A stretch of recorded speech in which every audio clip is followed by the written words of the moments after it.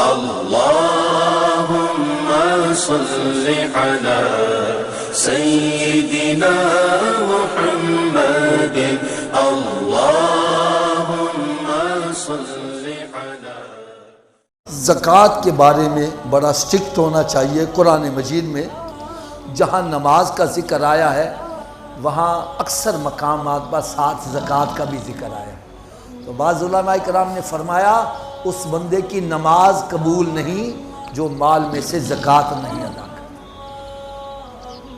تو زکوٰۃ ادا کرنے کے لیے میں بڑا ایک آسان سا نسخہ بتلایا کرتا ہوں. ہو سکے تو آپ حضرات اس کو نوٹ کر لیں یا اپنے دل میں نوٹ کر لیں. سب سے پہلی بات، سال میں ایک مہینہ مقرر کر لیں، کوئی سا بھی مہینہ، کیونکہ سال گزرنے پر زکوٰۃ فرض ہوتی ہے. لیکن آپ یہ دیکھیں پورا سال آپ کے پاس کچھ پیسے آج آئے ہیں، کچھ اگلے دن آئے ہیں، کچھ اگلے دن آئے ہیں، کچھ چلے گئے، کچھ آئے، یہ سارا سال سلسلہ چلتا رہتا ہے. تو آپ اگر ہر مال کے اوپر سال گزرنے کا حساب لگانے لگے تو پھر آپ حساب کتاب میں ہی پڑے رہو گے. تو علماء کرام نے اس کا بڑا آسان سا حل بتلایا ہے. وہ فرماتے ہیں سال میں ایک مہینہ مقرر کر لیں. جیسے عموماً بندے رمضان شریف کا مہینہ مقرر کر لیتے ہیں. تو رمضان شریف کا مہینہ آیا ہے، اب بیٹھ کے دیکھو اس وقت میرے پاس چاہے 1 گھنٹہ پہلے کچھ آیا ہے وہ بھی شامل کر لو. اس وقت میرے پاس سونا کتنا ہے اس کی موجودہ ویلیو وہ لکھ لو. چاندی کتنی ہے اس کی ویلیو لکھ لو. کیونکہ جن چیزوں پر زکوٰۃ ہے میں اسی کا ذکر کر رہا ہوں.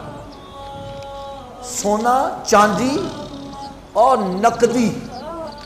نقدی کتنی ہے، بینک بیلنس کتنا ہے، گھر میں کتنا رکھا ہوا ہے، لوگوں سے قرضہ کتنا لینا ہے وہ بھی شامل کرو. وہ بھی آپ کا ہی ہے. اگر آپ نے 10 لاکھ کی کمیٹی ڈالی ہے، 5 لاکھ جا چکا ہے، کمیٹی نہیں ملی، وہ 5 لاکھ بھی آپ کا جمع ہے، وہ بھی شامل کرو. سونا، چاندی، نقدی، اور نقدی میں جو آپ نے قرضہ لینا ہے لوگوں سے وہ بھی شامل کرو. اور پھر مال تجارت. کیا میں نے کہا؟ اگر آپ کے پاس دکان ہے، مال تجارت جتنا بھی ہے، گودام ہے اس میں جو مال رکھا ہوا ہے.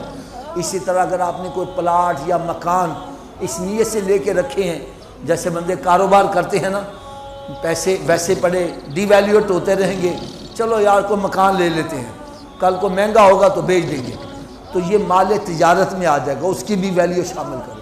اور اگر آپ نے ویسے پلاٹ لے کے رکھا ہوا ہے کہ یار چل کل کو کام آ جائے گا، یا لے کے رینٹ پہ دے دیا، تو اس پہ زکوٰۃ نہیں ہے، وہ مال تجارت.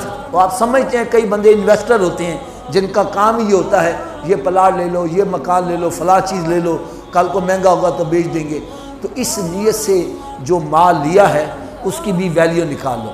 پھر سن لو، سونا، چاندی، نقدی میں یا آپ نے لوگوں سے جو قرضہ لینا وہ بھی لے لو، وہ بھی شامل کر لو. اور مال تجارت، جو بھی مال تجارت اس کی موجودہ ویلیو وہ آپ نکال لو. ان سب کو جمع کر لو. کیا کرنا ہے؟ اونچی بولو ذرا. ان سب کو جمع کر لو. اگر فرض مال اس کی ویلیو بنی ہے 50 لاکھ، کتنی؟ اب آپ نے یہ دیکھنا ہے میں نے لوگوں کا قرضہ دینا کتنا ہے. اگر آپ نے 50 لاکھ ہی قرض دینا یا 60 لاکھ دینا ہے تو آپ پر زکوٰۃ فرض نہیں ہے.